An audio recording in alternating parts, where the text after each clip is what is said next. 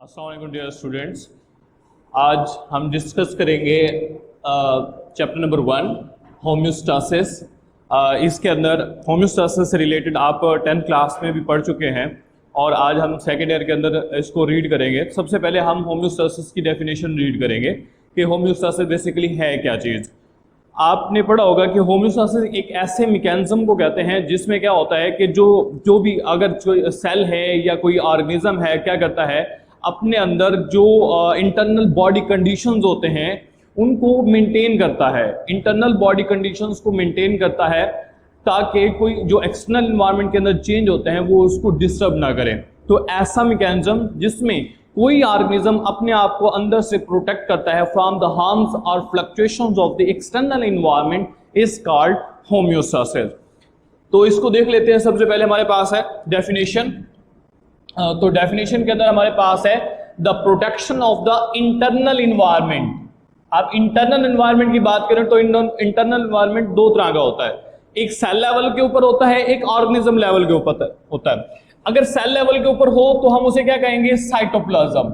और अगर organism level के ऊपर हो तो उसको हम क्या कहेंगे, उसके अंदर डिफरेंट कंडीशंस आ सकते हैं, ब्लड आ सकता है, उसके अंदर डिफरेंट कंडीशंस आ सकते हैं।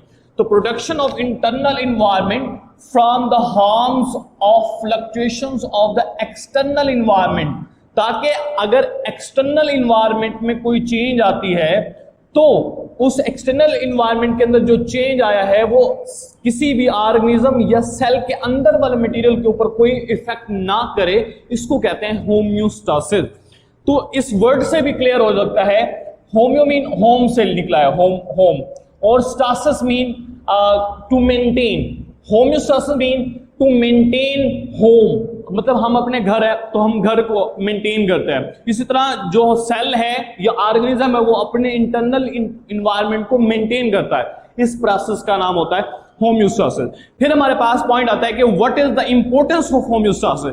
होम्योस्टासिस जो होता है इसकी जो इंपॉर्टेंस ये है कि जो इंटरनल एक्सटर्नल इन्वायरमेंट है वो with respect to time change होता रहता है। फॉर एग्जांपल वाटर है, सोल्यूट है, टेम्परेचर है, विद रिस्पेक्ट टू इन्वायरमेंट वो टाइम चेंज होता रहेगा।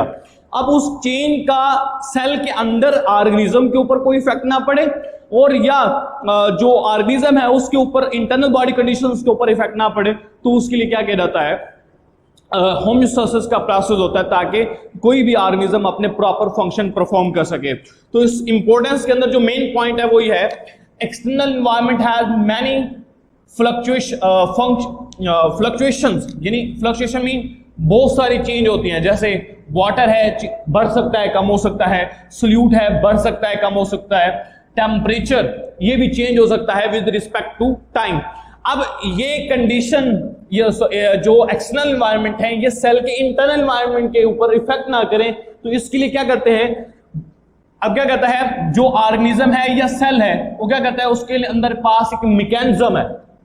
कौन सा मैकेनिज्म है, ताकि वो इंटरनल इन्वायरमेंट को मेंटेन कर सके। कि किस लिए, फॉर द प्रॉपर फंक्शनिंग, ताकि वो प्रॉपर फंक्शनिंग परफॉर्म कर सके with in a narrow range, एक रेंज के अंदर इसको कंट्रोल किया जाता है। अब ये हो गया इसकी इंपॉर्टेंस कि अगर होम्योस्टासिस का प्रोसेस नहीं होगा तो सेल अपना इंटरनल इन्वायरमेंट मेंटेन नहीं करेगा।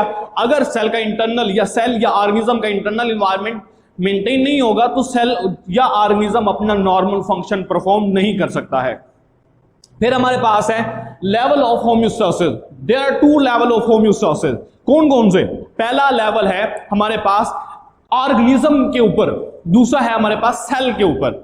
ऑर्गेनिज्म, अब हम बात करें ऑर्गेनिज्म लेवल के ऊपर, तो अब देखें लेवल ऑफ होम्योस्टासिस कितने हैं, दो हमारे पास, ऑर्गेनिज्म लेवल के ऊपर और सेल लेवल के ऊपर। सबसे पहले हम बात करेंगे ऑर्गेनिज्म लेवल के ऊपर।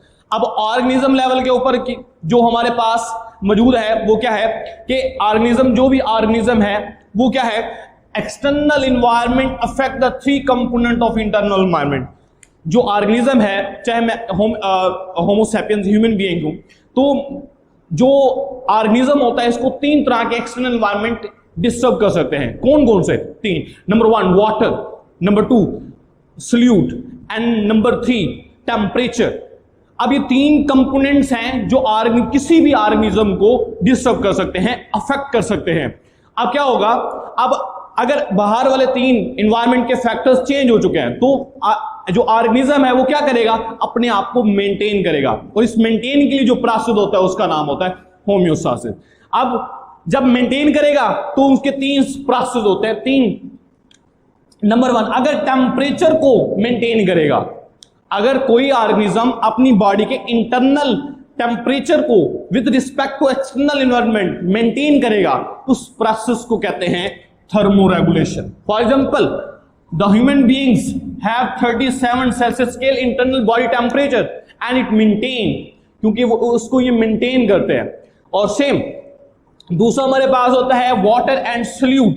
अब वाटर और सॉल्यूट को जिस मैकेनिज्म के जरिए जो है वो रेगुलेट किया जाता है, उस प्रोसेस का नाम होता है osmoregulation. Osmoregulation is the process of homeostasis which regulate the concentration of water and solute with respect to the external environment. Number 3 है nitrogenous waste. Nitrogenous waste जो मटेरियल होता है, इसको अगर मेंटेन करेगा ऑर्गेनिज्म तो उस प्रोसेस का नाम होता है excretion. Excretion is the process of homeostasis which is regulate, which eliminate the extra nitrogenous waste material outside the body. अब याद रखिएगा, एक्सक्रीशन के अंदर ना तीन तरह की अडाप्टेशंस होती हैं। अब तीन से भी डिफरेंट हो सकती हैं। अब वो अडाप्टेशंस क्या हैं, with respect to water availability. अगर पानी की कंसंट्रेशन जो है वो ज्यादा हो तो वो यूरिया प्रोड्यूस करेगा, ठीक हो गया। नंबर 2, अगर पानी की कंसंट्रेशन नॉर्मल है तो वो यूरिक जो है वो क्या करेगा, अमोनिया एक्सक्रीट करेगा।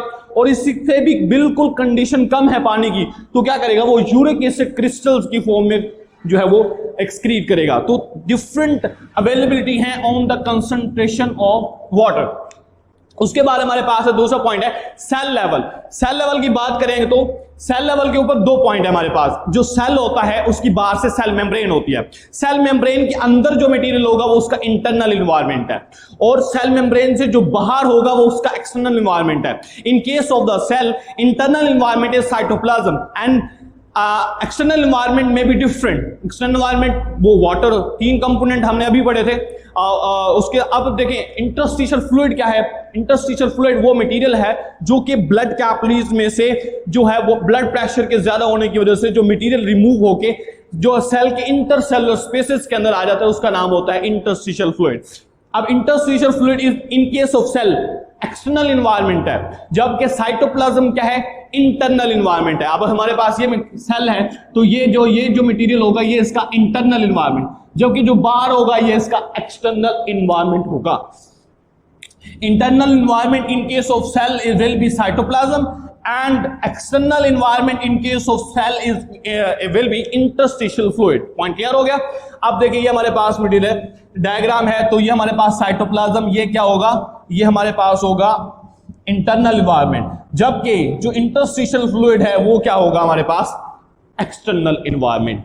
अब क्या होगा, इंटरनल और एक्सटर्नल एनवायरनमेंट को सेल क्या करेगा, मेंटेन करेगा। This will be known as homeostasis.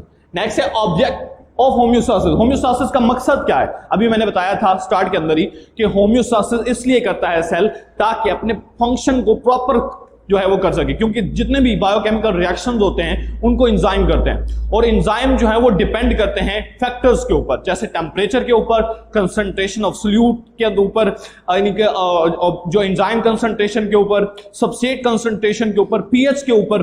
तो ये सारे जो है वो फैक्टर्स हैं। अब ऑब्जेक्ट क्या है, to maintain the internal environment in a narrow range that body perform normal function, ताकि बॉडी अपने नॉर्मल फंक्शन परफॉर्म कर सकते हैं। अब क्या करते हैं हम, जो भी हमारे पास इंटरनल बॉडी कंडीशन होते हैं उनको मेंटेन किया जाता है एक सिस्टम के जरिए जिसका नाम है control system. What is control system? The system which control all the biochemical reactions, all the process with respect to homeostasis is known as control system। फिर कंट्रोल सिस्टम के आगे हमारे पास दो नेचर के बाद से दो टाइप्स हैं। एक हमारे पास है फिजिकल कंट्रोल सिस्टम, दूसरा हमारे पास है लिविंग कंट्रोल सिस्टम। अब फिजिकल कंट्रोल सिस्टम क्या है और लिविंग कंट्रोल सिस्टम क्या है? सबसे पहले हम बात करते हैं फिजिकल कंट्रोल सिस्टम की। What is physical control system? Physical control system basically is the system which is not in living organism outside the body. For example refrigerator के ऊपर हम फिजिकल फैक्टर्स होते हैं, जैसे लाइट है, टेम्परेचर है, etcetera. तो हम टेम्परेचर को बेसिकली रेफ्रिजरेटर में जो है वो डील करते हैं। अब क्या होता है रेफ्रिजरेटर के अंदर, अब मैं इसके पार्ट्स बता रहा हूं रेफ्रिजरेटर के अंदर कैसे कंट्रोल सिस्टम अपना वर्किंग परफॉर्म करता है। रेफ्रिजरेटर के अंदर लगे होते हैं सेंसर, और सेंसर जो है वो एज ए थर्मोमीटर के तौर पर यूज होते हैं। अब क्या होता है सेंसर, अगर इंटरनल इन्वायरमेंट चेंज होता है, जो अंदर टेम्परेचर है वो कम हो जाता है, तो क्या होगा सेंसर जो है थर्मोमीटर उसको सेंस करेगा और वो सिग्नल किसको देगा? कंट्रोल सेंटर को। एक सेंटर कंट्रोल